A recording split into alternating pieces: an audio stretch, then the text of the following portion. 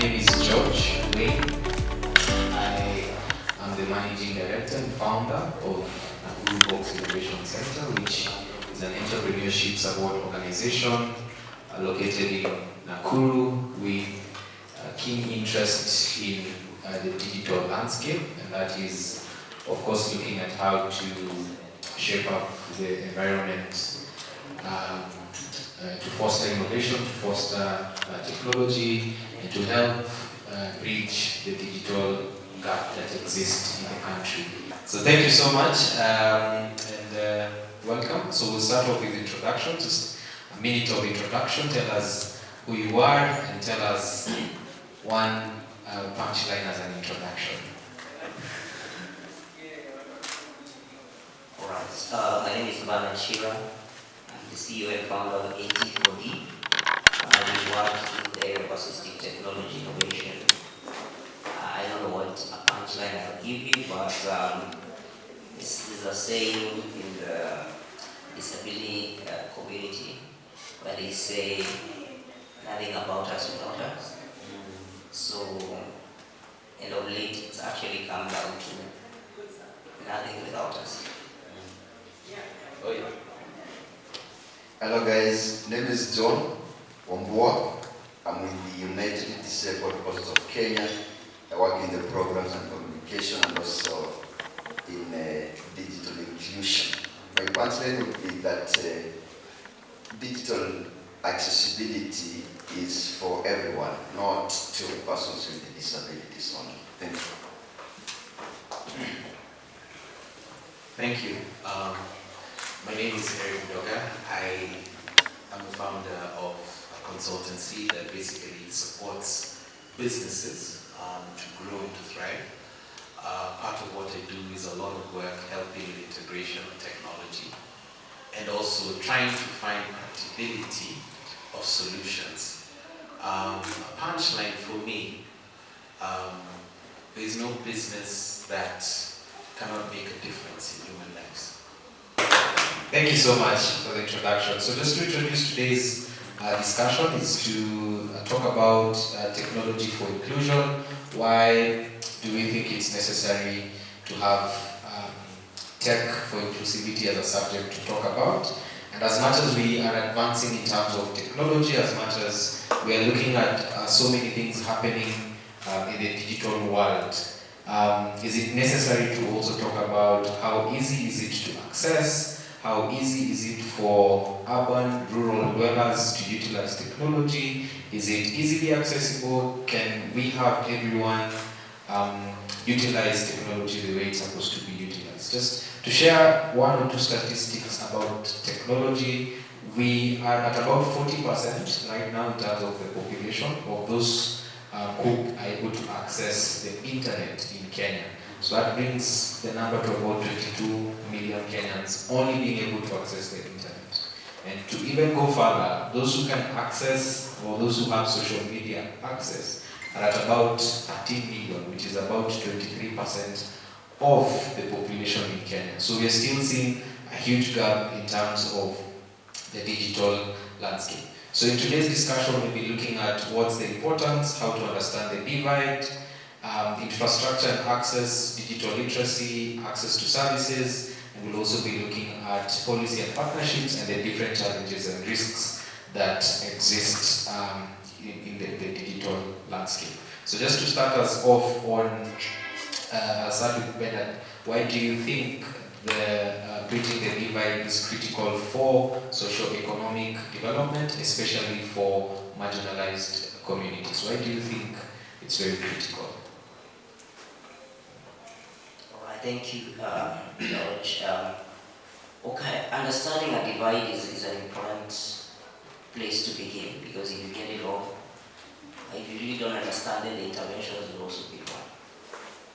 So I think the link between digital and the economic and social development is where to begin. So I think as a society, our economy is largely being driven by technology. We can all agree on that, right? Case in point, all government services now are going online. And those are just public services we haven't even started looking at, businesses that are private companies. So it's important to understand that as a country, we are pioneers in mobile technology, mobile innovations, especially financial inclusion. And this was like a very great example for the world on what it means to include people who are marginalized. Because before M-Pesa, the ordinary person, it was very difficult for them to get a bank account. You wouldn't qualify basically to have a bank account. So when you start understanding this link, for example, for financial inclusion, now it means people who could not access financial services, now they can. So it's extending the same kind of thinking to everybody and looking at specific groups in society. So in my case, my interest and my focus is on persons with disabilities and to look at how the digital divide is playing when it comes to persons with disabilities. And it's critical. One, when you look at access to basically everything, whether it's education, healthcare, it's very difficult for people with disabilities. And that's because we are coming from as a country, we are a democracy compared to other democracies, so roughly just under 60 years of self-governance. So when it comes to how issues have been prioritized, we've seen that, issues of disabilities have, kind of for a long time not been in the main plan. So meaning that it's left for goodwill, So that's why the sector has largely been driven by what I would call the charity model, and where we rely on, the goodwill of churches, the goodwill of other, well-wishing people. But things have changed. Things are changing. We are not where we used to be.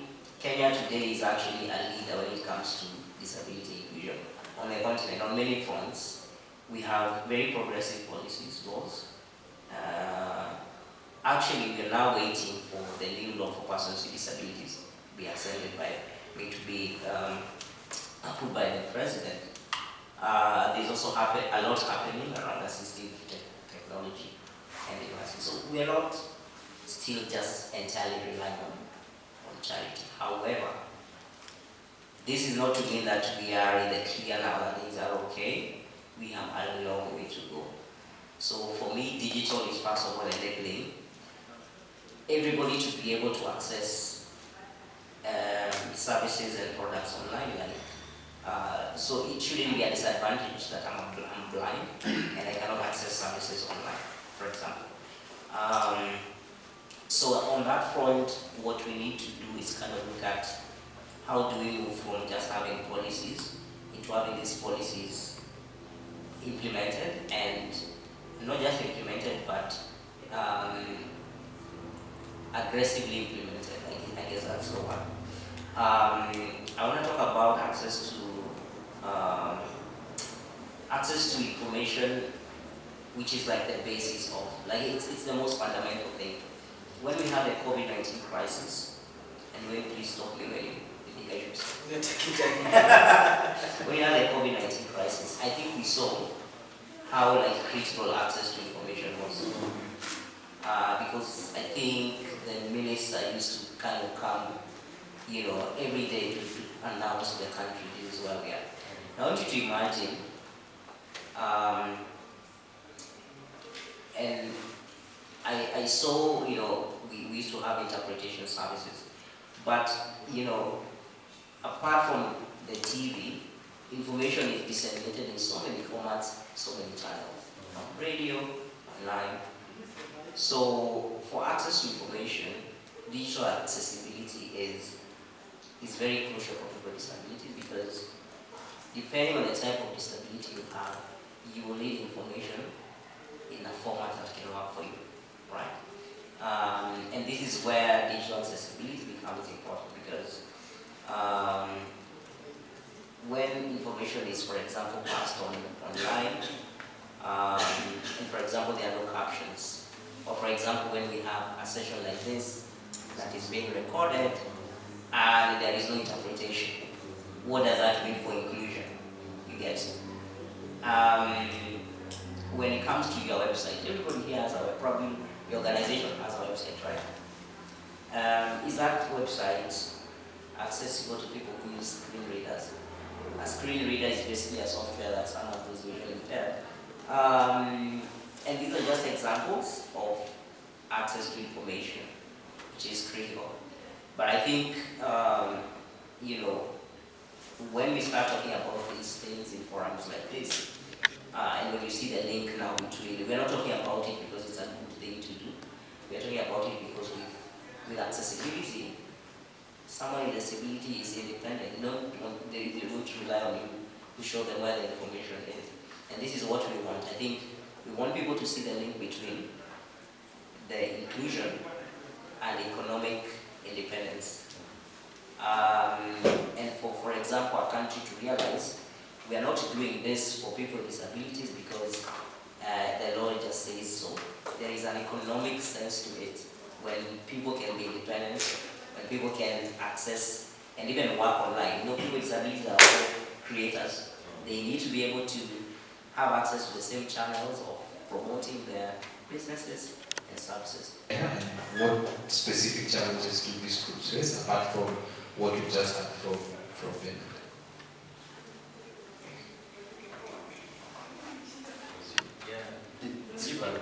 You said Joshua. I'm John. Oh, George. I'm Eric. So Joshua behind this man. Sorry. No, it's fine. So just to respond to your question and also adding on to what my colleague Bernard was saying is that there's a direct correlation between accessing digital access and livelihood, socio-economic livelihood. If a person is not able to access a website or digital information to apply for a job, to apply for a tender, then they are not going to be engaged in the job market. So that means that they are not going to have a source of livelihood per se. If you're not able to access information that is critical, could be health information from government, that's very critical, then it jeopardizes your health. You're not able to access health service that is critical to your health. And thus, you're not able to participate in the job market on an equal basis as others. So there's direct correlation between digital access to information and the socio-economic kind of livelihood. Because government has moved everything online now, on e-citizen. So if you're not able to access the information there and interact with it, then definitely you're being left behind. Now, just coming back to the digital divide and also referencing the statistics that you just laid out, is that if we have 23% of all Kenyans, if that is the percentage of persons who are able to access or who own a mobile phone, for example, or people who are able to access digital services online, let's say they're 23%. If you were to look at that data, if you were to disaggregate that data further in terms of intersectionality, you'll find that persons with disability, their percentage is, in that 23%, their percentage is too high. And in that persons with disability, if you are to disaggregate it further, you are likely going to find that women with disability, their levels of access is too low. And if you are to disaggregate further on women with disability, you'll find that women with disability in rural settings, they have far much fewer chances of accessing anything than women with disabilities on urban settings. But generally, women with disability, you'll find that they have greater challenges on accessing these digital platforms than other people. So it's also critical when we look at the data, we look also at intersectionality, right? You're a woman, first you have some challenges in accessing digital online, could be due to misconception, abuse and such, because you're a woman first. But then you're a woman with a disability, there's added challenge there. Then you're a woman with a disability, and you're a woman with a disability in a rural area. And then you're a woman with a disability in a rural area in a marginalized community. Like your four markers that are going to excavate the challenges you're going to be facing. So some of the unique challenges definitely you see in accessing of digital platforms or digital inclusion per se, regarding women and girls with a disability and the marginalized community. It comes with the, it will come, you could pick something like cultural and attitude, for example. Culture and attitude, for example.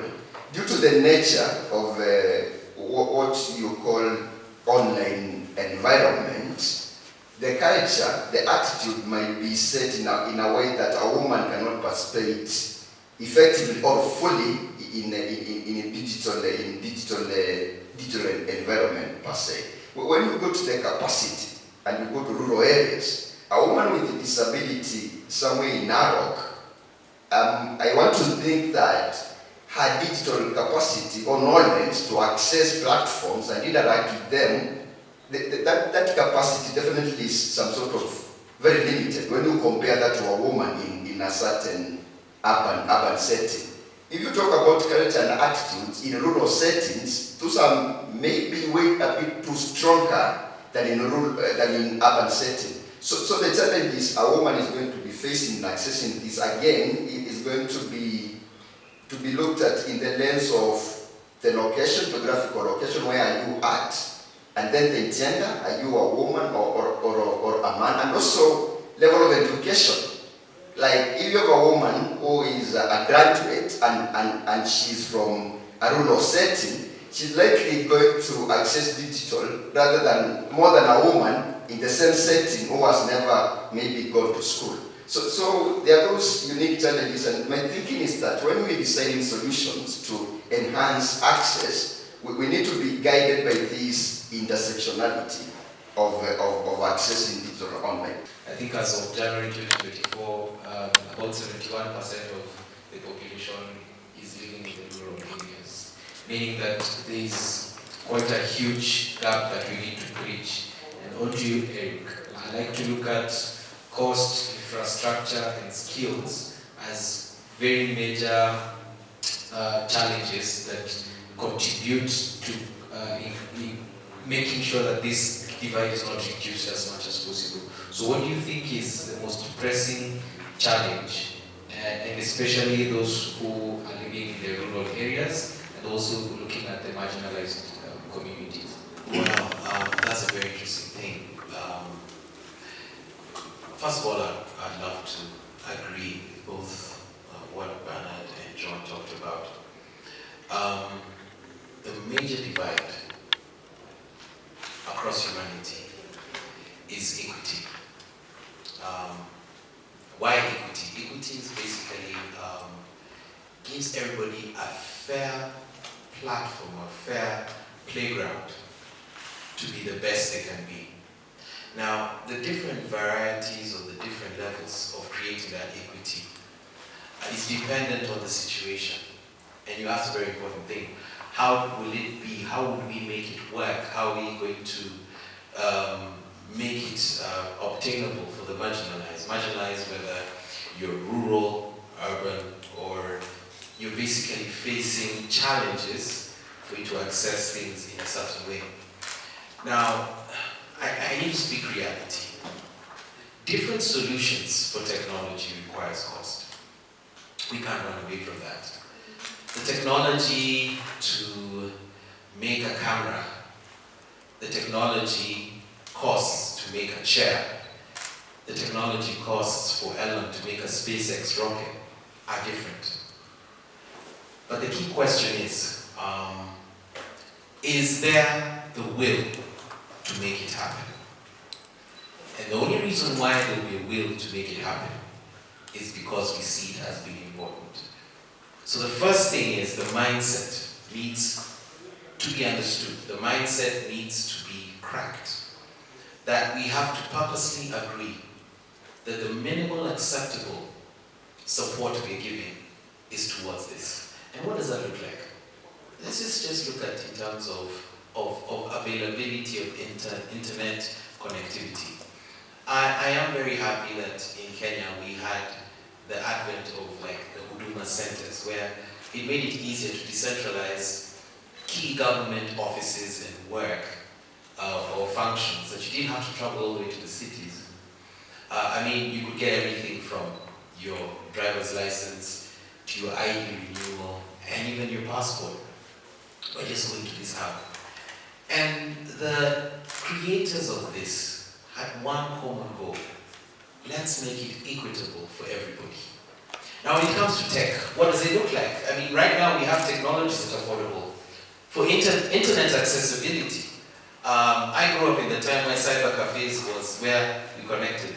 Our Internet of Things was a laptop. I mean, not a laptop, it was a desktop. And many of us didn't have those desktops at home. In fact, if you had a desktop, whoa, it was like having an iPhone 16 Pro Max, you know? It was cutting edge, you know? Not everybody had it. There was a time, even a colored TV was, whoa. Others just having a TV, you know, the Great Wall that had a spanner because the knob will fall off, you know, and you'd use a hanger for an antenna. Or the days you had to go up the analog and look for mobiles, depending on where you stayed or Limuru. And you never had that. But now technology has become more affordable, more attainable, that you don't require as much physical effort to make it work. So what is attainable for us? And I think the basic thing is to have connectivity hubs which are inexpensive, such that everybody in that community is able to access the internet, for example. And if he talks about information technology, another thing is the decentralization of government functions and evolution, such as it that it works that even these core trainings and partnerships, and as I said, it's a mindset. I think the cost gets eliminated when you have a will. When human beings are in agreement, it's amazing what we can do. What is it that we agree is going to be our equity? What is it that we're going to say, like, as an institution, I mean, and I mean it, it's possible. A Starlink link, what do you call it, the satellite itself, it has a capacity to carry so many users. What if a county decided we're going to buy 5 of those and build capacity in our house? What if we go, right now, laptops are very affordable. They're the refurbished ones. I mean, as little as 10K. Yeah, the price for an Oppo, you can have a good laptop. You can have desktops. We have the innovations. In fact, earlier on today, we were talking about why is the government looking for a budget of 64 billion to buy voting machines, yet we have fabrication in our country. I mean, if we have pacesetters to help people's hearts beat, we have machinery and technology that is affordable. But what makes it equitable? When the authorities say, we make this a priority. Cost becomes the minimal issue. And I'll say this with no fear of contradiction. In Kenya, we're willing to throw budgets for necessary things. And we still get it. How much more if we direct that effort to things that will work for us? If you really, really feel the need of having that road, you will build it. And it's just a matter of going to the ground and learning the needs of the people and translating it.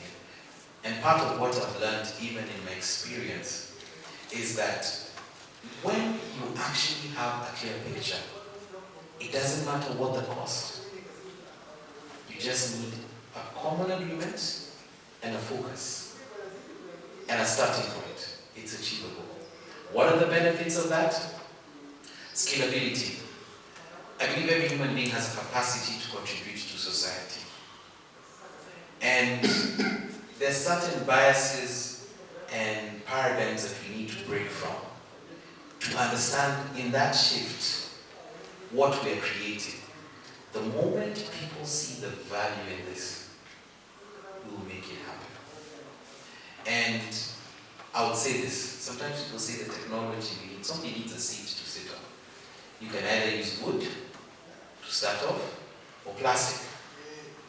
Or you could just take straw fibers and make a seat. At the end of the day, what's the need? I need a seat. Or you can take a wood log and just cut it and shape it nicely. The aesthetics come with time, but you have to start by solving the basic need. And in this case, the basic need is access to information, access to capacity building. I like what John said, capacity is key. What does capacity look like? Look at it from that level. Work from the minimum unit and build up. Because the scalability will come from the users. When M-Pesa started, initially it was meant to be what? A savings app. But what happened with M-Pesa? We pay everything from aircraft tickets to bribes. Sorry, not bribes, sorry. I mean, we buy everything off M-Pesa, you know? When people come to Kenya, they look at these people are crazy. Why are you always on your phone? Even in a matatu today, you pay with M-Pesa. Ochi, whatever they ask you do. When was the last time you had hard cash? In fact, the last time I had hard cash, I was like, this thing is so dirty. The smelling of cheap cigarettes. Yeah? And I'm thinking, how unhygienic is this? But there was a mind shift that happened. Did it cost Safaricom? Yes. Did it grow? Yes. Because when people started seeing value, and there was the consistency, over time, quality comes. I think I've been here about 6 months now, and I've travelled to lots of rural areas. I'm a researcher at Newcastle University in England. And I took it upon a duty to actually look at people and smartphones. And my colleague over there, we were going to like markets and looking at the mamambogas and the people just generally who were dealing with the bodas. I struggled to understand why there's a connectivity issue, because most of the people we met had smartphones, or no, I'm not saying most, probably about half, even down to villages in outside of Eldoret, and we're driving like 30 miles into real rural areas and interviewing people about channels.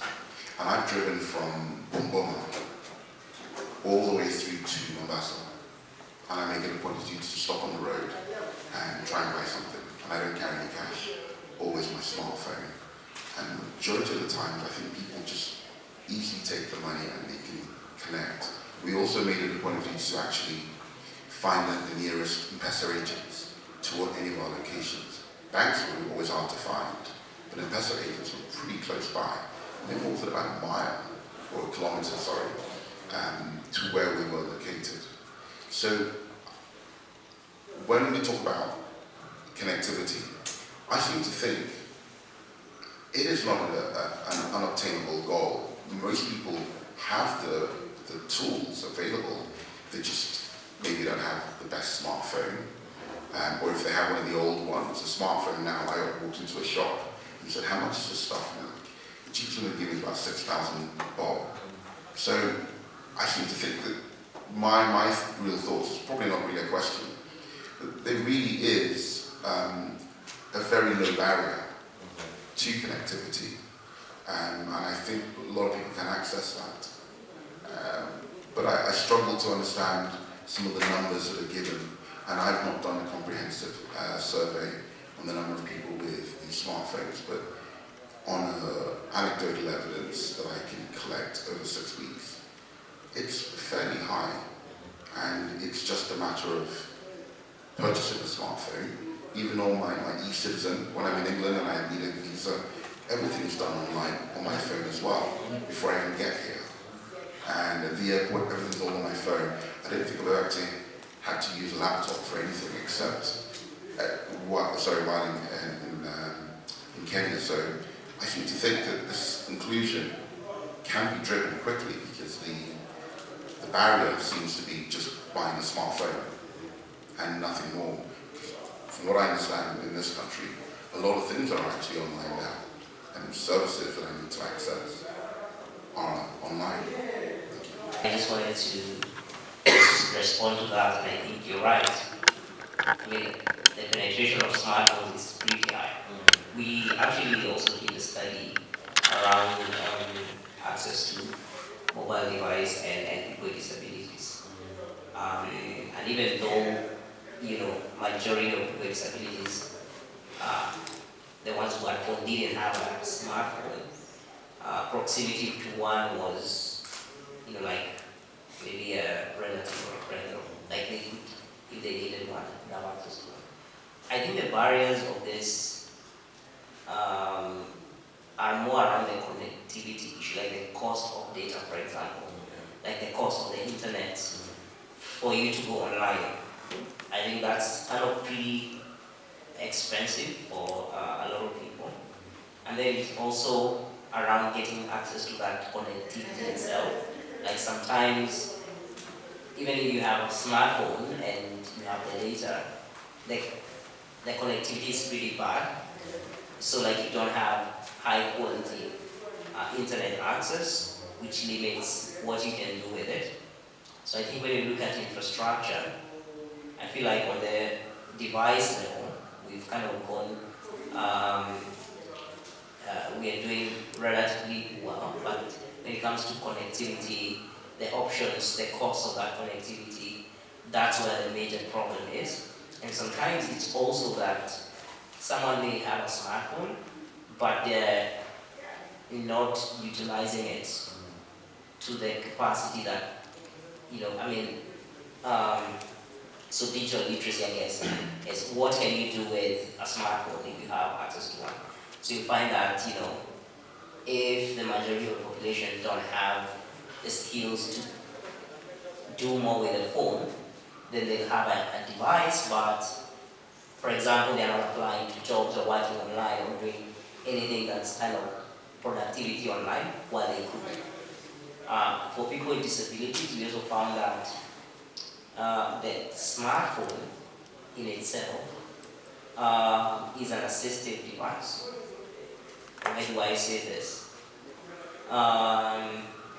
Industry-grade smartphones now will come with inbuilt accessibility feature, meaning that you won't have to install, say for example, a screen reader on that phone. It's a setting in that phone. So you just need to know that it's there and how to activate it, and you can use it. And the level of knowledge about these accessibility features on devices is also pretty low. So I think it's kind of like a lot that will be done on the, this is an asset. How do you get more out of this asset? It's like when you buy a plot of land, but it's just there. It's just there. So I think this is where we are. But you're right. We have a huge advantage in terms of penetration of the smartphone. What now we need to do is to make sure that people can get the maximum value out of this device, I think we've discussed quite a number of challenges, we've discussed quite a number of barriers. I think we've also discussed about device penetration, and we've talked about one of the key challenges is one statement, SINA bundles. The SINA bundles, I don't know whether you've heard about it from those who you are discussing with. It's a matter of I don't have money to buy data, so I can't access the internet. Yes, I have the device. I would have spent 6,000-7,000, but I can't afford 20 shillings. But there's also an element of mindset that we also need to change among Kenyans. That, the first thing we get into a room, I'm sure some of us have done it. What's the Wi-Fi password? It always works. So that aspect also needs to shift and also change, so that we need to adapt the advantages that we can utilize when we're able to access internet. So when you talk about solutions to bridging this divide, and I'll start with you, Eric. I want you to talk about digital literacy and how we can initiate programs that can build on the capacity of young people, of marginalized communities, those who are in the rural areas. How can we come up with programs like Ajira Digital and make sure that it penetrates across the whole entire country? What kind of programs can we come up with? How can we build capacity? And then John will want to talk about infrastructure and access. How do we improve infrastructure? How do we enhance partnerships? And how do we make the giants in the ecosystem, Safaricom, Airtel, to be able to build an environment that can enhance accessibility? And then finally, Bernard, I would want to talk about economic empowerment. I've heard you mention about how can young people also tap into opportunities in the online space, utilize e-commerce platforms, just to talk about utilizing the digital landscape for economic empowerment. So we'll start with you, Eric. Okay. Thank you again. So, digital programs. I think the greatest issue we have, I want to divorce the technology part from content for a reason. Because the content is what is carried by the digital platforms or whatever we're going to do. The number one problem we have when it comes to capacity building is understanding the needs of ground. I think we really need to rethink and put a lot of effort in understanding the needs of ground. I think that's the first step. Have a clear understanding. What is the need on ground?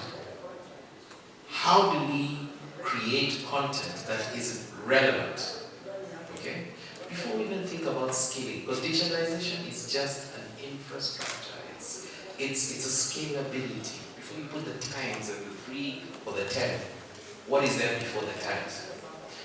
If you create rubbish, you will scale rubbish. And that has been a problem. And if you look at even some of the programs that have been done like Nigeria and stuff, they're really focused on building things that can be used adaptively by the population. I have seen universities scrap off programs because the graduates no longer get those jobs. Now the same thing when it comes to digitalization. So what are the key things that we need? And it will take phases. First of all, what's phase 1? Yeah. 1 is sensitization. I think we're beyond that because as we've talked about it, IoTs are there. The basic IoT that we have is a mobile phone. Next thing is to understand is what is it that we want to take these people to? Now that's a critical question that can only be answered by people on the ground. As we say, reality in a Mwangakwa. The reality is at the ground. You go and ask, and I like for the research team, the reality is on the ground. Go there, experience it in a rural setting. What do they need that is universal across? What is a unique divisor other than digitalization? What is it? Do we need trainers? Do we need to build the support? And that comes to the next level, support. We have the digitalization. Do we have the support to run that system? Because most of the times, as much as we're trying to get into that space, people still like interactions. Where they're going to use machine learning to create AI and stuff. But when we integrate, do I get the support I need? The next thing is, can I contribute back to that system? So you need to understand the need, you need to have the support, there has to be feedback, and a loop that allows a re-energizing of that system. That the knowledge and the skill set developed can be brought back. The most regrettable thing is to raise a whole group of people in a technical skill set, but they never return back to the source. And that's what I'll say for now. Over to you, John. Pass the mic. Thanks Eric for passing the mic. Data from 2019 census and also from Communication Authority indicates that the mobile rate penetration in Kenya is actually very high. It's 75, 80 or something percent around that. So just to mention, I think one of the key things is the value proposition.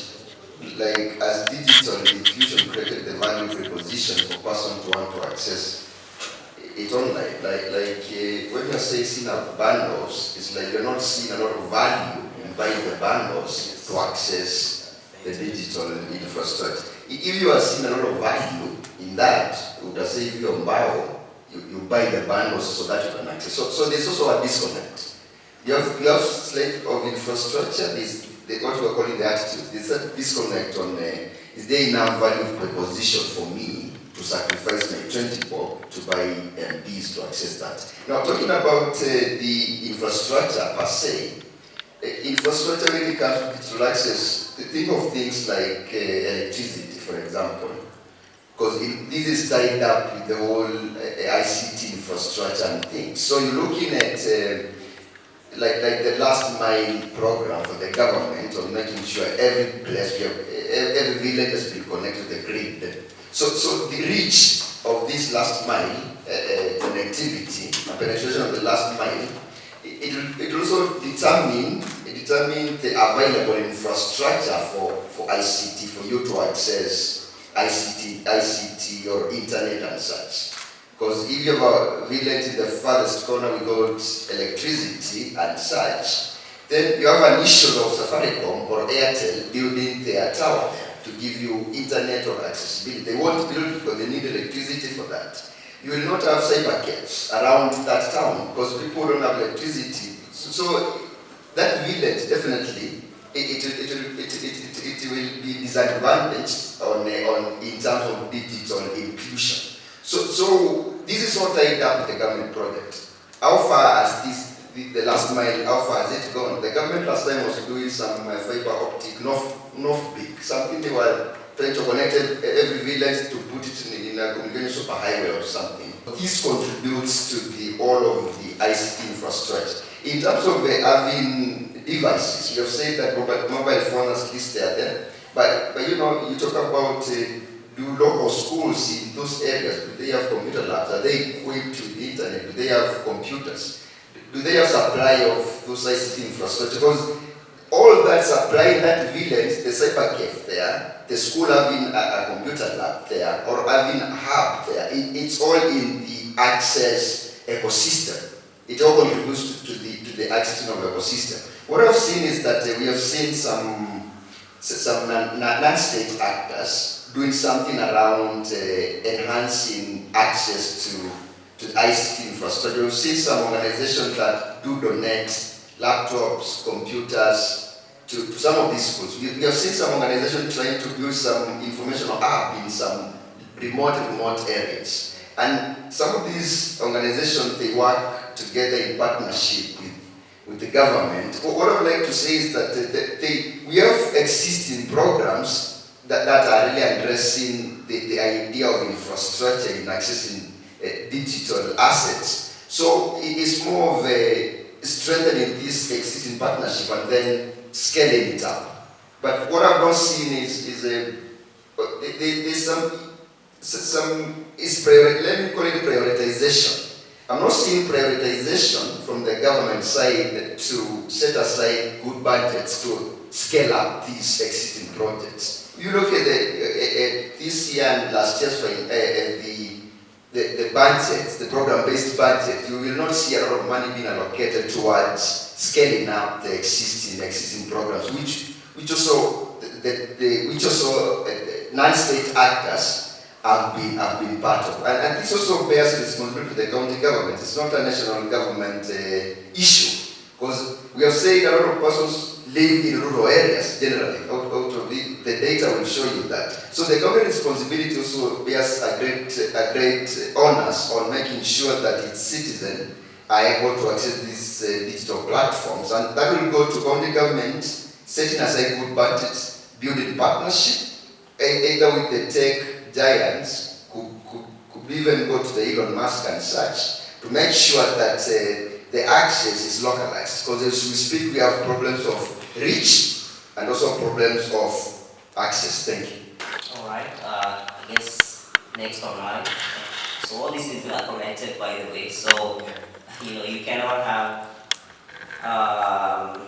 access to digital skills without the infrastructure. You cannot have infrastructure without the electricity. it's all connected. So now when it comes to, livelihoods, I guess we are looking at one, how are we leveraging on access to actually enable young people either to do business or to just get access to economic opportunities. I think there's a lot happening in that space in Kenya. I think young people are not waiting, they're already going online and trying to do a lot of this stuff. I think if you look at your social media, Instagram, everyone is selling something or marketing something. So it's already happening. I guess the question becomes, at what scale is it happening? And, looking at Kenya, when you look at the country's GDP and the idea that the ICT sector needs to be contributing to the GDP in a way that is enabling more job opportunities, I think that's where we need to be asking. We've been known to be like an agricultural country when you look at our export and all these things. But we do have a digital economy in Kenya, an innovation-driven economy. And I think today, when you think about starting a business, there are those opportunities around small businesses. Anybody could, you can start a small business with relatively low barriers. But we also know that the innovation-driven kind of entrepreneurship ecosystem is kind of also a game changer for either scaling access to products or services, or also creating jobs. And I think this is where maybe as a country we need to really reflect and actually ask ourselves whether that's working for us. Because when you look at Kenya, we are considered to be amongst, is it the big four, the big five for venture capital on the continent? And that's money going into ideas, or money being invested for people building ventures that are basically disrupting the status quo. It's in this space that I see there is still quite low. We're not where we're supposed to be as a country. And when you look at it from a lens of inclusion, it's about, first of all, we have innovation hubs all over the country now, I guess for a couple of years. And why do these innovation hubs exist while we have, at the same time, we still have our traditional education system? So why are these young people not learning how to build a startup in school, or how to, so we're at a point where the opportunities that could be unlocked, like, the jobs that could be created, the, number of lives that could be changed can actually, be done in a tremendously innovative way if we leverage on looking at what does Kenya's innovation economy look like, and do we have inclusion in this economy? For example, some of the entrepreneurs I've worked with, I run accelerator programs, and we are in the area of assistive technology. But when I think back, when we launched, we got entrepreneurs that are not from your typical Nairobi. I got somebody all the way from Nanyuki, and they were building like a very brilliant solution for people with disabilities. And his story is also very interesting because he's a self-taught engineer. And I asked him, okay, so how did you learn to build drones and electric gadgets? And his story was, well, he's from Nanyuki, so what he used to do, he used to go to one of the restaurants and buy a cup of coffee. And what comes with a cup of coffee? Wi-Fi password. And he would sit there and go on YouTube. And he's a big fan of Elon Musk. And he learned most of his, like engineering online. And he started building drones And then he started building motorized tricycles for people with disabilities. So you think about that story, it's not a Nairobi story. Yeah.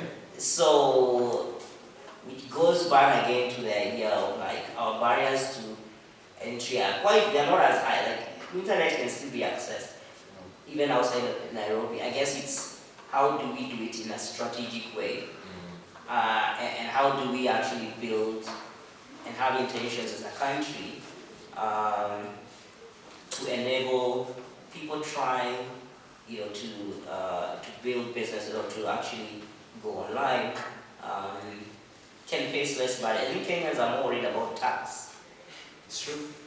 To be honest, your small business is worried, when I get all this visibility and I go online, my first liability will be the taxman.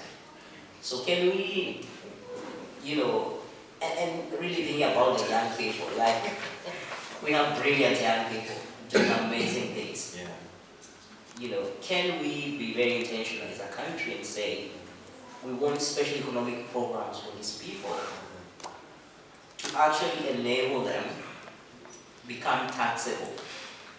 Because they have a responsibility to pay tax, I believe, but as a startup, when you're building maybe an innovative business, it takes a couple of years before you get profitability. And so, if you register your business, you have to pay taxes. So I think there is a lot going on in terms of special economic zones in Kenya. I think we have to ask ourselves, how are these economic zones and economic opportunities relevant to young people, people with disabilities, women, so that we are lowering the real barriers, so that when somebody has access to the tools, then they are not held back because now the taxman is after them, for example. So I think there are those, when it comes to economic empowerment, when it comes to livelihoods, we must have a very strong agenda for young people and for people with disabilities. Specifically for me, it's around just making sure they have equal opportunity. And we need government to think about this as an economic model. We have economic models for lifting people out of poverty. So when you have groups like people with disabilities, that in this country, you can actually be enrolled to get social protection from government if you have a severe disability that makes it impossible for you to work. And that happens also to the elderly. But majority of the young people with disabilities, they can actually be very economically productive if they are given access to education, if they are given access to the economy. And one of the ways that, I know we are talking about digital accessibility, but it's something I'm very passionate about, and that's mobility.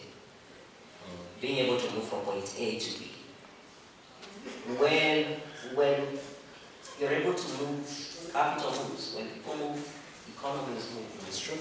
So in many countries, we've not built our infrastructure and our transport systems to accommodate people with disabilities.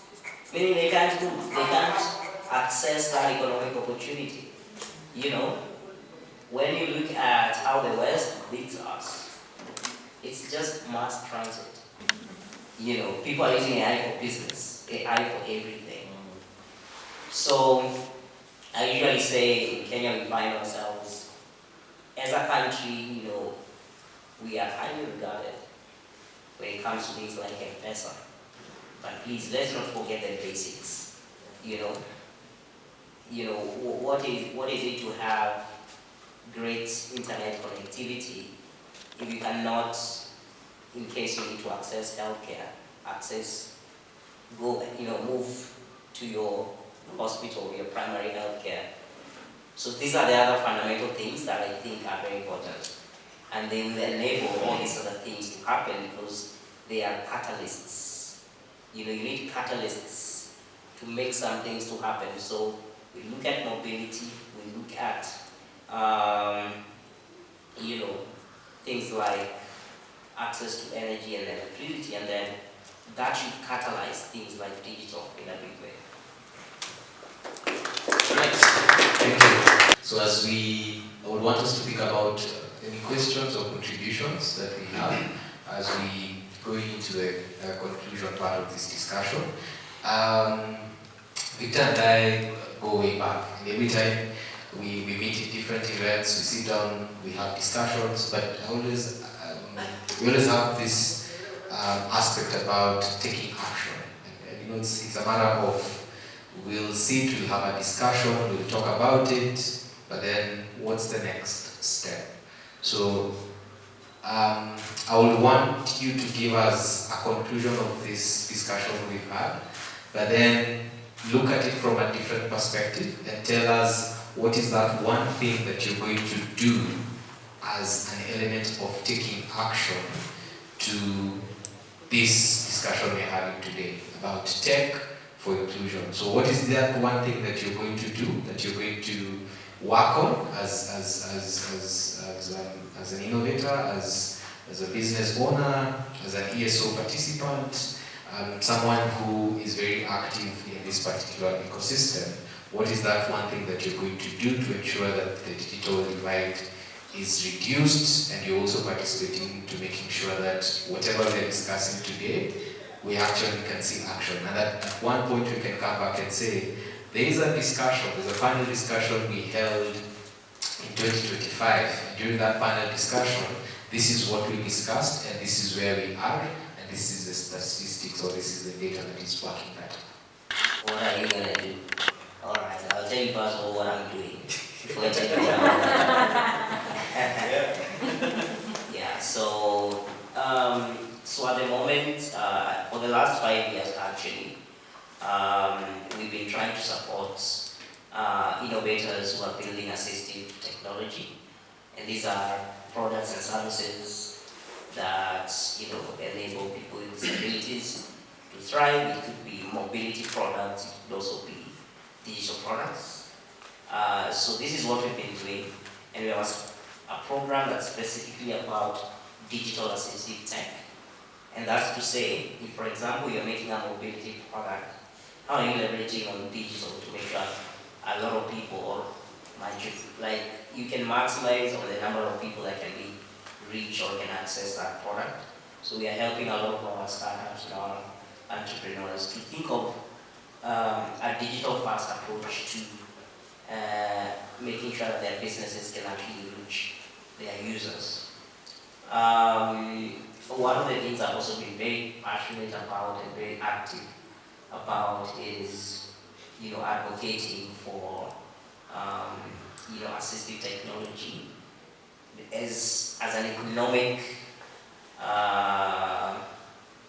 talking about it from an economics perspective, because most of us who are in the disability advocacy space, we are very good at talking about it from a human rights perspective. But when you talk to the people with the money, they don't want to hear about human rights. Well, they still should, but they want to understand, okay, so what's the return of investment if we decide we're going to allocate this budget for this activity? So I've actually worked a lot on trying to generate evidence. We've worked with a lot of organizations. One of them is called 80 Scale, and one of the things we've actually published is an investment case for assistive technology, how it can benefit the economy, the individual, and the society. And we even have the numbers, like for every dollar you invest in assistive technology, you can get $9 in the economy. So these are not like, we are not operating at a good to do, goodwill kind of level. We are saying there's a smarter way to look at disability and to look at how you can make sure a lot of people with disabilities can actually be active in the labor market, in the economics of our country. when you enable them, give them access, enable them to access assistive technologies, that will enable them to access education, or even actively be involved in work. So this is kind of the thinking, and also I'm a big advocate of innovation in the area of disability, because when you go out there and you see what the world is doing, you get challenged. You know, we are talking about AI a lot nowadays in every room.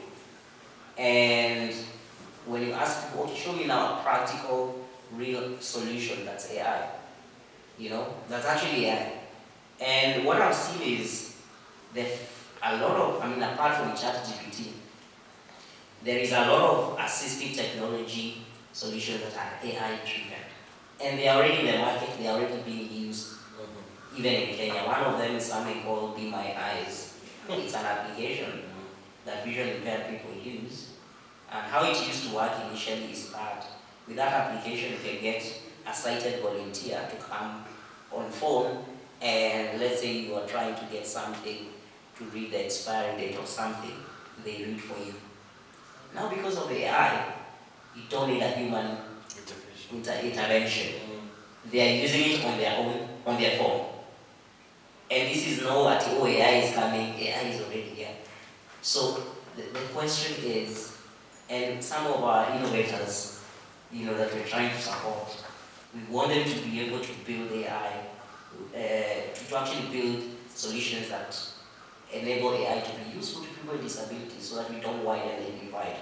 So we are advocating a lot for the policies that we are building in Kenya, not to think of disability as that last thing you check as a box, but actually the first thing you do, because it's very smart. So the last thing I want to say is about collaboration, and so probably that's the one thing.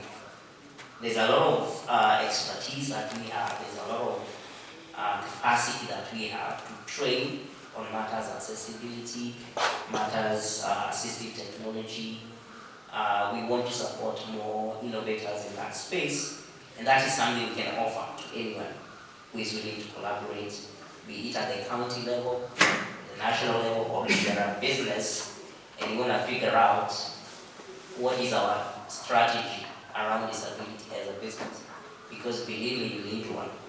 You know, consumers are powerful people. You know, I can wake up one day and say, don't buy that product. It discriminates people with disabilities like me. And the market will respond. So as a business, you need a strategy on how your product can also be, how you can sell to people with disabilities, basically. Don't assume that all of them are poor. No, we have money. Some of us.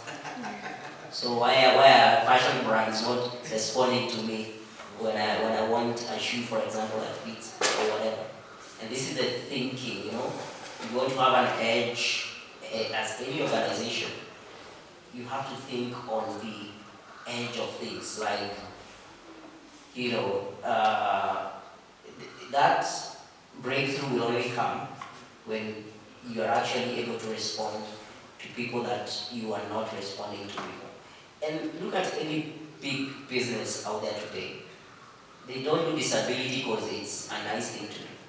Your Microsofts, your Googles, they are the biggest advocates for accessibility.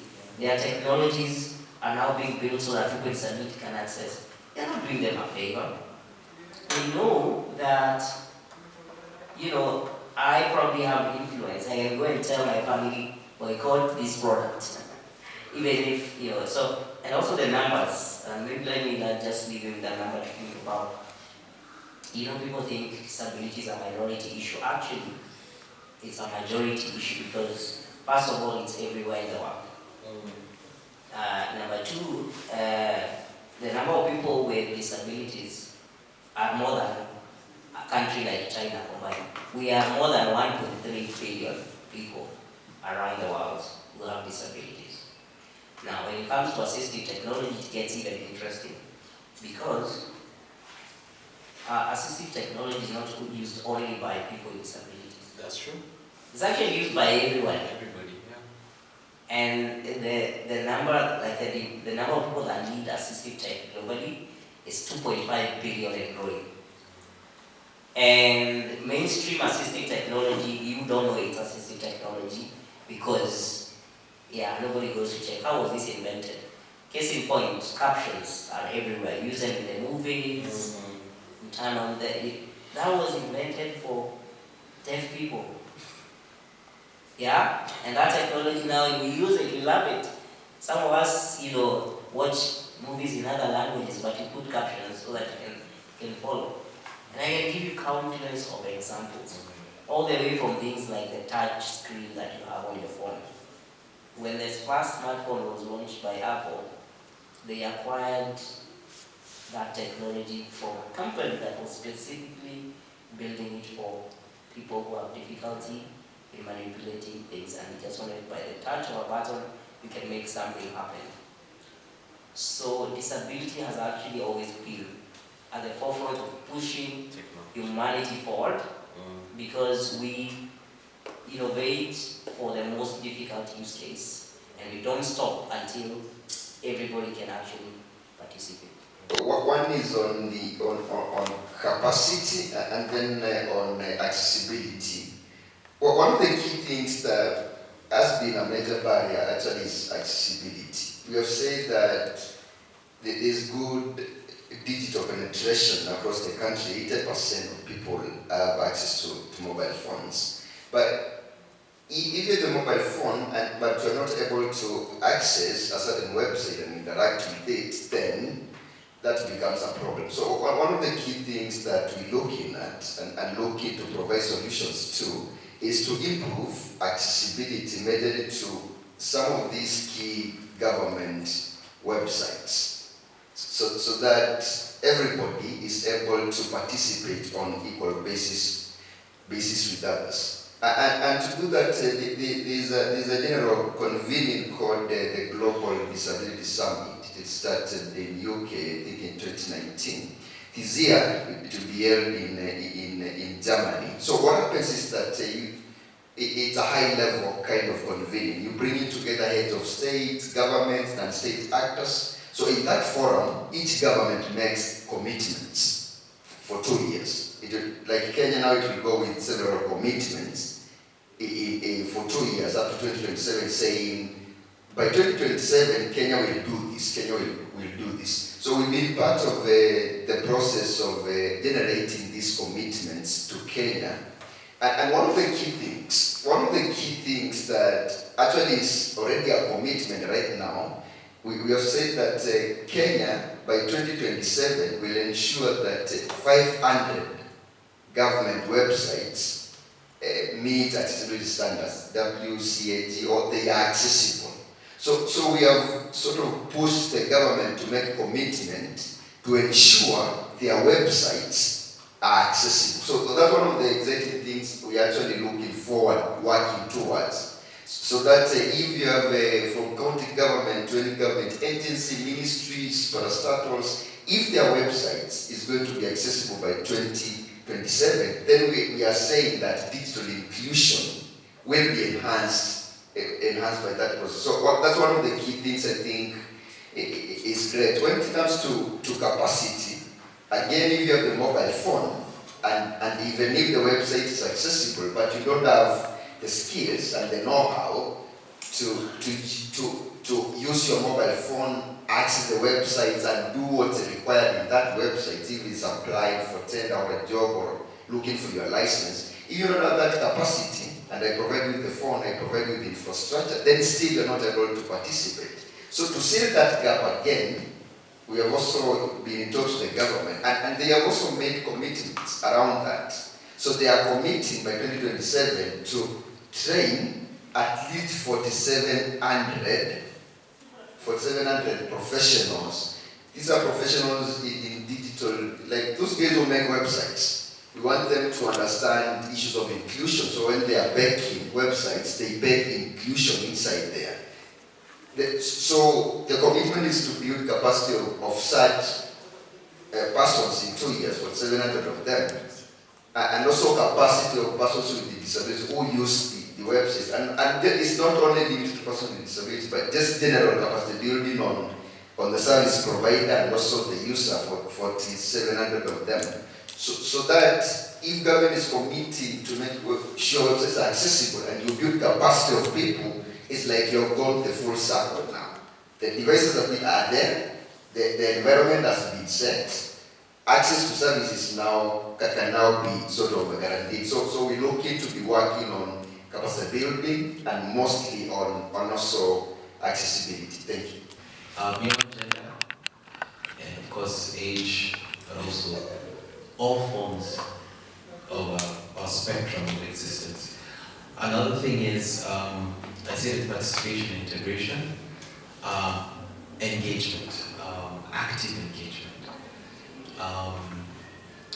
One of the best learning experiences I had is when we had a training program to support SMEs. And we had a brilliant plan, we had funding. Don't ask us how we got funding without the next steps. But we could not figure it out. That was the most frustrating thing that ever happened. I believe before you even look for the money, have something that can feel that way. Create that value. But you cannot create value. I think it's a conversation we had earlier about energy. Energy can never be created. The conservative law of energy can never be created or destroyed. It can only be converted. And it's interesting the analogy of how the conversation went. If your lithium battery is fully charged and you have your Tesla, it has a range and it cannot autonomically recharge itself. It's only hybrid cars that are able to find some way of doing it, but you still either use with fuel or plug into power. Now, our resource of understanding and our resource of knowledge is limited, but wisdom is not. But until you plug into wisdom, and wisdom is such that when you include mindsets, when you include, and it's funny thing, I never knew about the integration of technologies, but the tax free, that was an eye-opener for me. Now, how much more do we not know?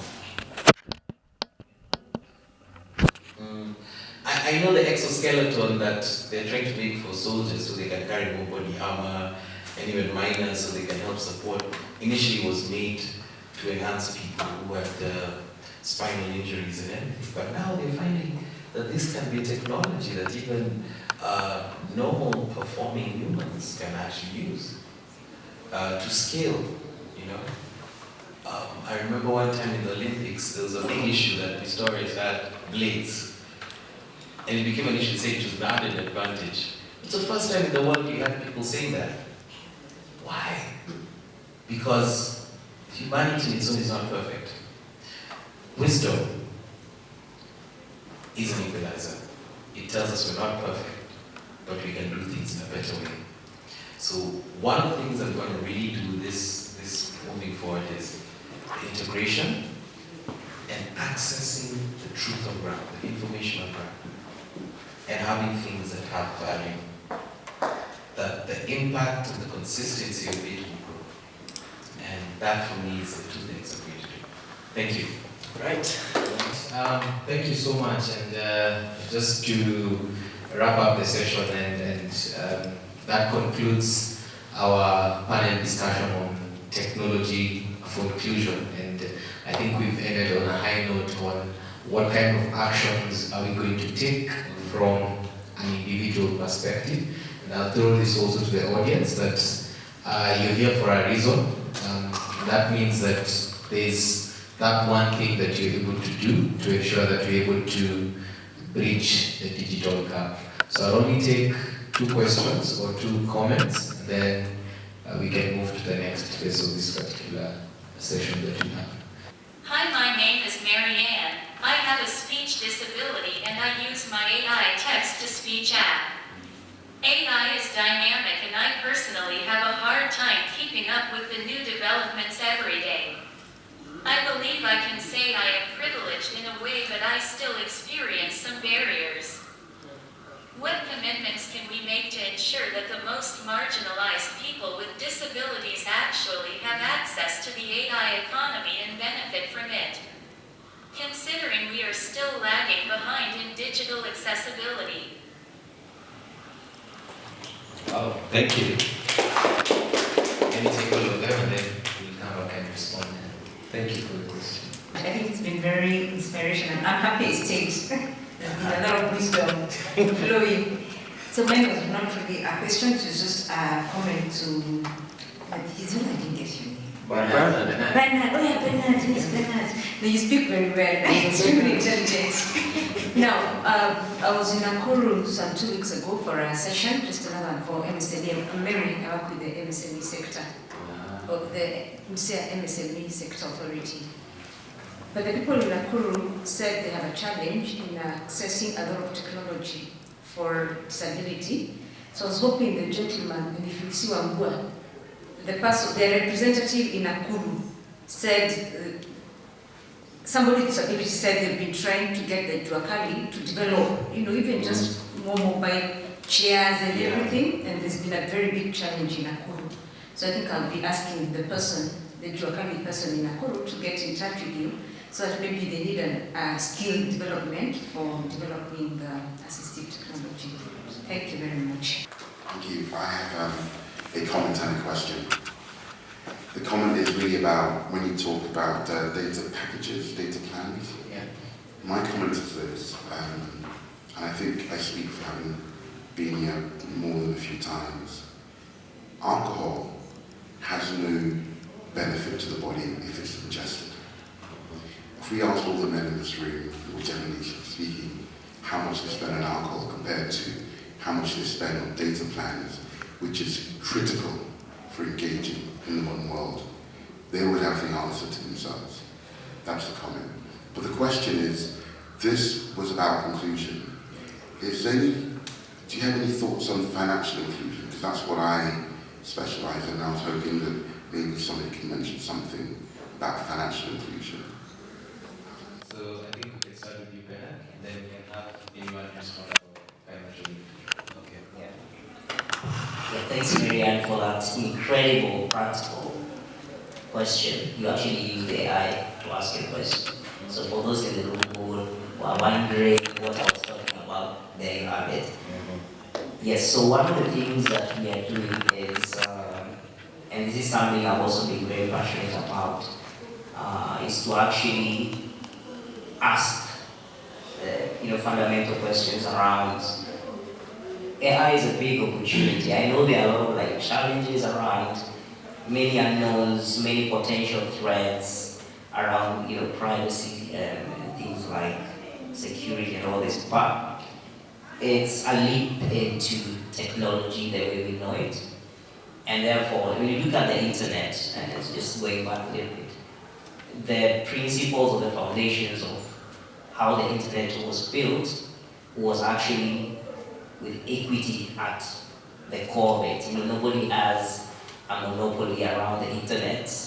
It should be that everybody should have access. And that kind of it came with a big promise or opportunity. And we've seen some of the benefits of that. But we've also seen some of the disadvantages when not everybody is able to play at the same level when it comes to the things you can do with the internet. And of course, people with disabilities and other groups that have challenges can say or attest to this. So one of the things I've been very passionate about is to say, when the internet was being built, we never had opportunities to come in a room and start discussing. Let's make sure it has this. Let's make sure we include everybody. But if you look at this country, I think for the last 1 year, most of these convening have been around how we want AI to work for us. I was part of a convening the other day that was led by the special envoy of the Kenyan government to the UN on AI. And this was the discussion, what are we doing? How do we want to shape how AI develops? That's a great opportunity, but the reality also is that, AI development is already happening at a scale and at a pace that is too fast for everybody. And we saw what happened when the Chinese released something called DeepSeek, which was kind of the response to called ChatGPT, and everybody was shocked at how fast they could do it at such a low cost. But it also gave a signal, because the idea, I mean, if you look at the amount of money that was spent on training ChatGPT to give you that answer, more than $100 billion. And then DeepSeek, the Chinese variant, was able to do it with, I think, under $6 billion. I was like, wait a minute. So you mean it's not about the cost per se, it's about the commitment, the will to do, and the fact that there's still an opportunity, for countries like Kenya or any other African country per se, to think of themselves not as a consumer of AI, but as a builder or developer of AI. And the advantage we have is the diversity that we have on the continent, like languages. When it comes to disability, for example, I say, this is also our opportunity. And to respond to what Marianne is asking, we've set up a center. It's called the Center of AI and SDGs. And core to this is the idea that we want to support the fundamental building blocks for AI that can enable more solutions around assistive technology and allow around people with disabilities as users. So if you want to collaborate on this, again, we are open. The idea is to bring different actors, as to say, for example, financial services. Why or what's the issue around that with people with disabilities? Because it's one of the things that I think is linked to economic empowerment would not happen if there's no financial inclusion, right? So what are the challenges, and are those challenges significant enough for us to deploy, for example, AI on it? Because not every problem is an AI problem. Yeah, but there are problems today that we never thought they could be solved, but with AI you can solve them. Anything that's around computation or trying to find, iterations, that's a playground of AI. And what we want to see is AI living up to the idea of equity, because the internet 98% of websites, by the way, on the internet are not accessible. Just so for people with disabilities, they were not designed with people with disabilities in mind.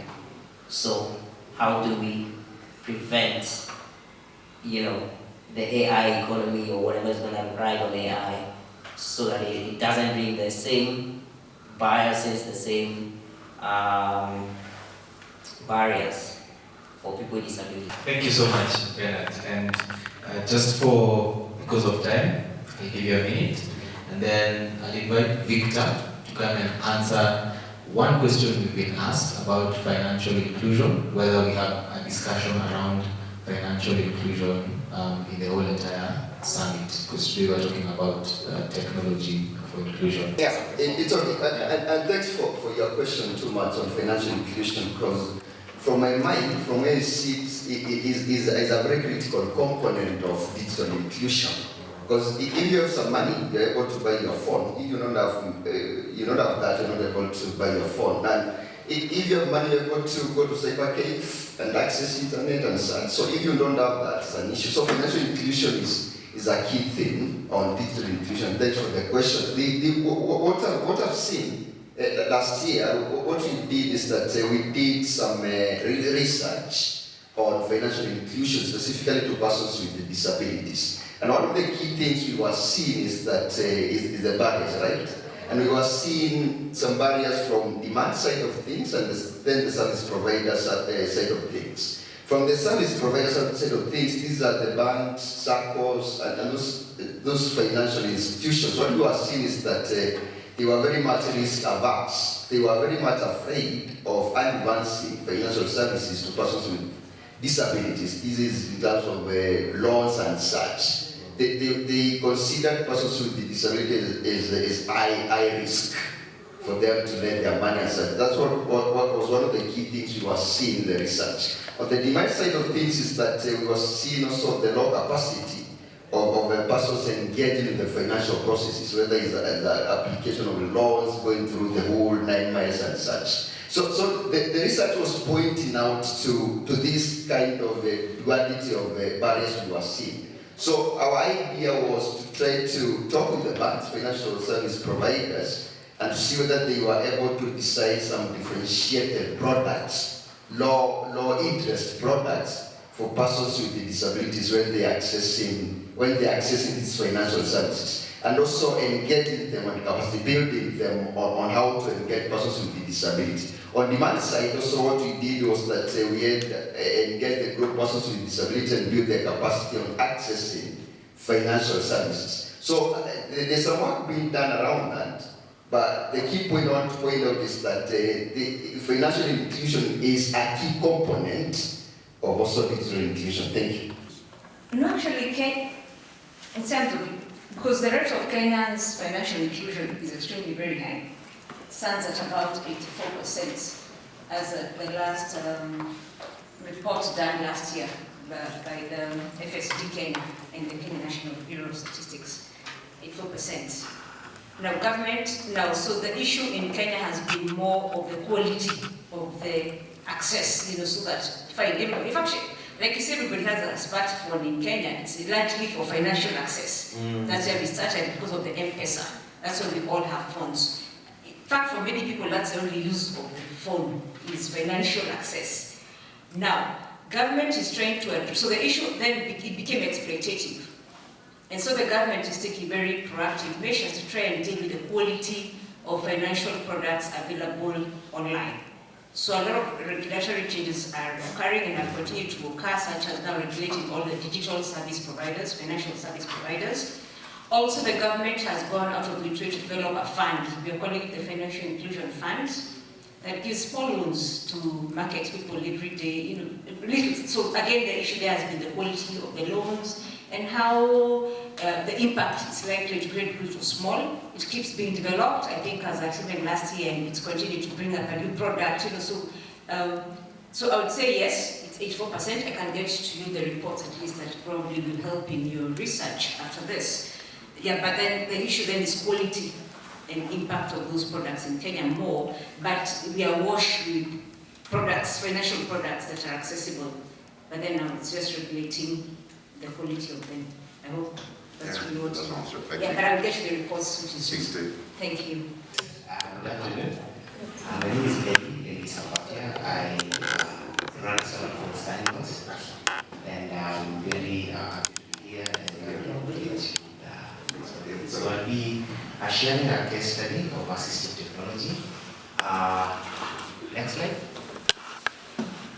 So I run Signbus, which is an assistive technology social enterprise, and our work revolves ideally around sign language research and disability, and the main focus that we are solving, just to give you a backstory, a couple of years ago I was training robotics in different regions in Kenya, and I had my first time interaction with students from the deaf community.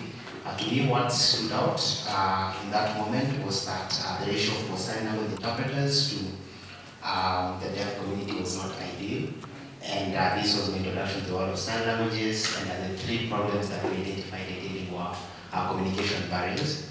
So deaf community is unable to ideally participate socially because of communication barriers, and this is limiting the access across education, healthcare, anywhere communication is concerned. Two, the cost of interpretation. It's very expensive to hire interpreters even in live events, and it could go from roughly 2,500 shillings upwards to 30,000 depending on the context and where. Three, there's less that has been done to really build tools that effectively integrate deaf people in the society. Next slide. And looking at key statistics, according to WHO, we see here that 1 in 5 people live with hearing loss. The deaf population is roughly, so accepting hearing loss 466 million, according to WHO, and those numbers are really alarming. I think by 2050, they've been projected to get 1 billion.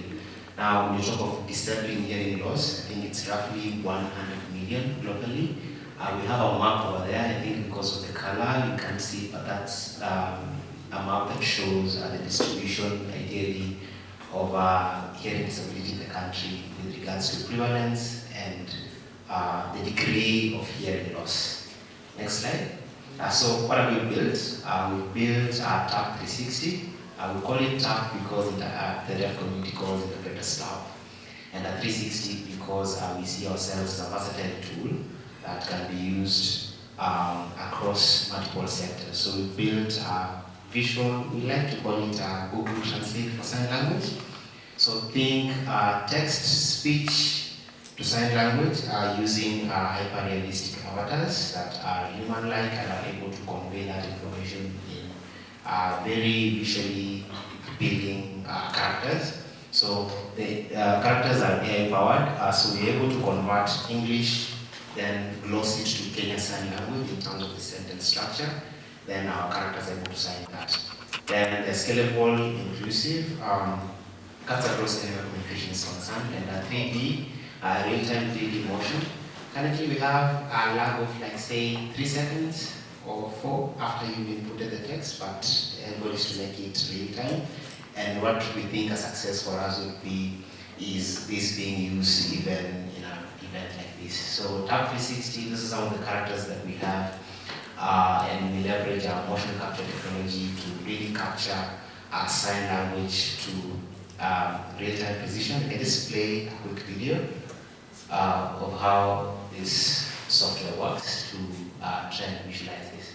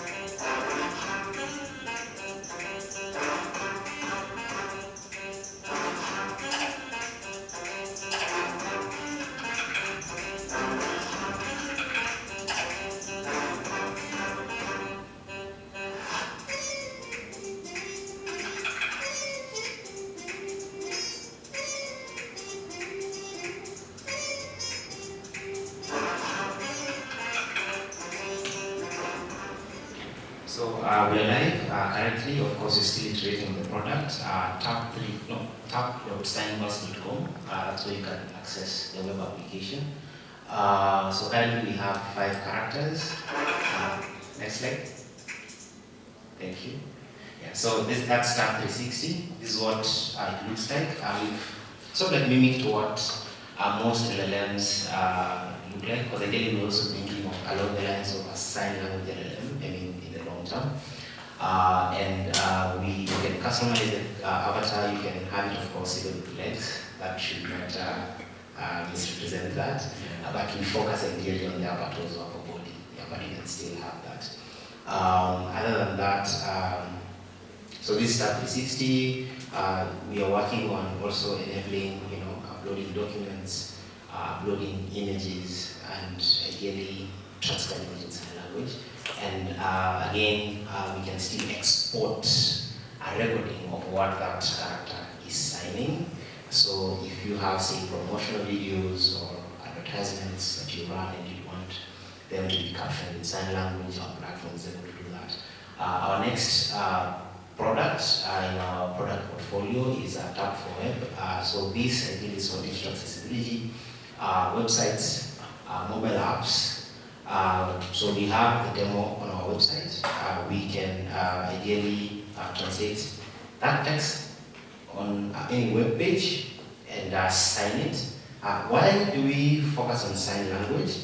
So sign language is the primary mode of communication for the deaf community.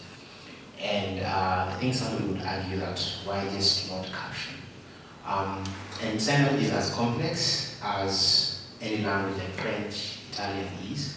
And from our interactions with the community, what we've learned is they prefer sign language as their ideal communication method. That's why they would be like, no, we want an interpreter. I mean, they would still have water or an AI tech notes in the caption. They learn in sign language, and looking at how sign language is structured, they do not have, say, fully comprehensive sentences. So if they read, say, we are excited to introduce staff offering sign language interpretation in a long context, multiple languages, complex linguistic understanding, what an interpreter does is the interpreter reads that, contextualizes it, and tries to compress it in Kenya sign language in the least amount of words as possible. And now that's what our AI does. So we've deployed Tab 360, Tab 4, next slide. So how this works, and actually this is what makes our platform very unique. We were privileged to win the Commonwealth Secretary General's Award for Sustainable Development Innovation and the Presidential Innovation Award. And we invested that funding into acquiring the best motion capture systems in the world.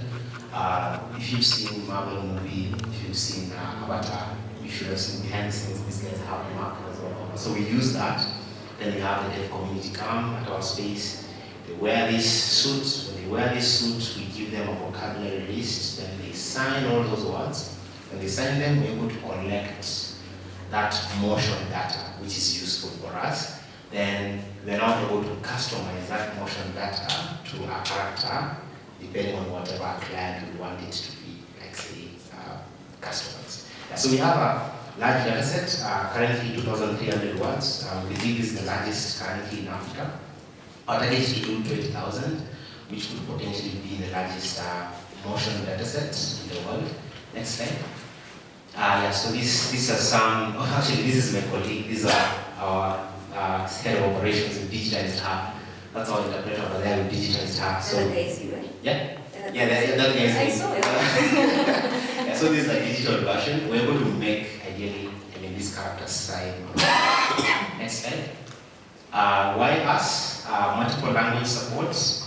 We're able to, collect multiple sign language dialects with the kind of infrastructure we have right now.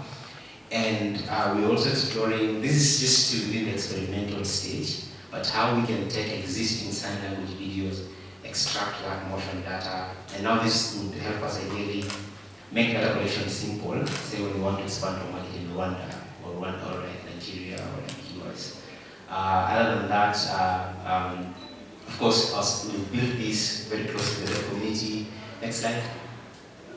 And target markets actually cuts across any communications concerned. Next slide. We invested heavily. I think they talked about motion capture. Next slide. We're trying to also monetize this, and ideally we want to work with corporate clients to help them be accessible. This is across all internal communications, other than internal communication in the website accessibility, external communications, videos, captioning them in sign language, and we also have an enterprise model as well, and advertising. So we're just trying to really innovate. We're still on the early stage of customer discovery. We're actually going to be doing some sign language captioning for a couple of B2B clients this week. Next slide. Some financials. Raised $100,000, which all investing in motion capture. Next slide. This is our big vision to build the largest data set and assign language in them as well, and reach a million people across Africa. Next slide. This is the team, all Gen Z, brilliant people with expertise across AI, business, data science, and our team is also deaf representatives as well in the team. Next slide. And we work with a team of 20 plus dev signers who collect our motion capture data. Next slide. And also being supported by a very strong advisory and mentors. Ideally they help us just with the experience to translate that into our work and fast track this. Next slide. Then we work with several partners. Some of them are our funding partners, others implementation partners, and we're going to be converting them into clients. Yeah. Next slide. And we won the Commonwealth Secretary General's Award and the Inclusive Africa, among a couple of others. Next slide. And that's a case study of how we use digital accessibility. And I'm excited to engage the audience if you have any questions or if you'd love to partner or collaborate. Thank you very much. When you look at the deaf community, which are your target here? You see, the deaf in my village and the deaf in your village, I presume their communication style might vary. So I'm just curious on how are you capturing that variation in the different, should I call it dialect or? Yes. So currently I think we are only catering for like Nairobi, its environs, Mombasa. Just to have that diversity. So even on our platform you find that one sign has, like one word has like 4, 1, 2, 3, 4 signs. Yeah. But ideally, it's been expensive to undertake like collecting mock-up data. And we're thinking around how do we use existing resources publicly, these are sign language videos, and extract motion data. So just pretty much doing the same thing but with a different technique, right? Other than that, there's of course KSL, there's a standard way of signing which is taught in school, and this that will be done. Yeah. So we are going to be crowd sourcing data. So we're going to be having an option where even the users can recommend if this assignment, let's say, has 4 different variations of that stuff on the platform. Just to keep that regional and local variation in terms of signing. Do you use signed English or direct English? KSL. Though we do have the signed English, but we haven't collected that data yet. Why KSL? Because the deaf community does mostly Kenya Sign Language.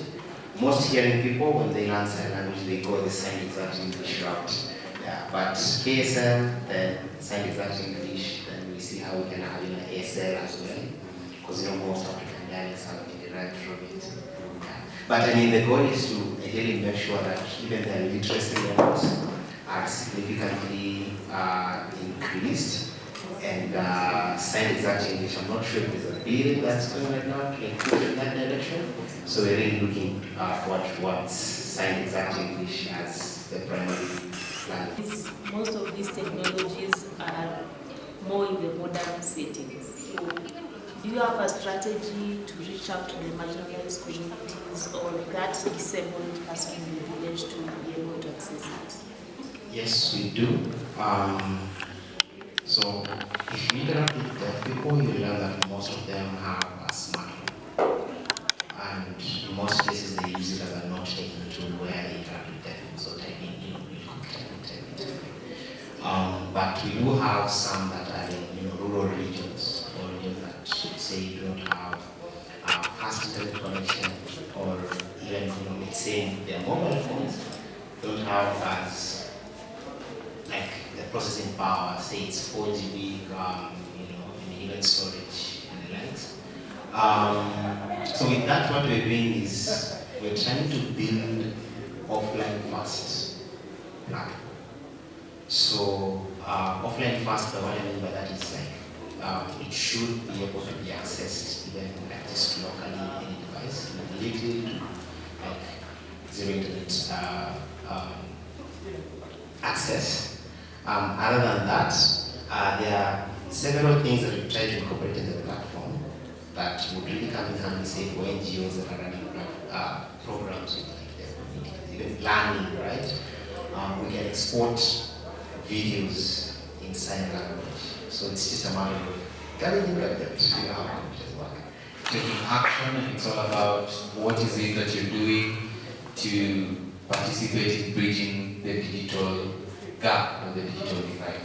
So this session comes to an end at that, and let's feel free to network, let's feel free to engage with one another so that at the end of the day we can know what each other is doing and we we can be able to make Kenya a better digital environment.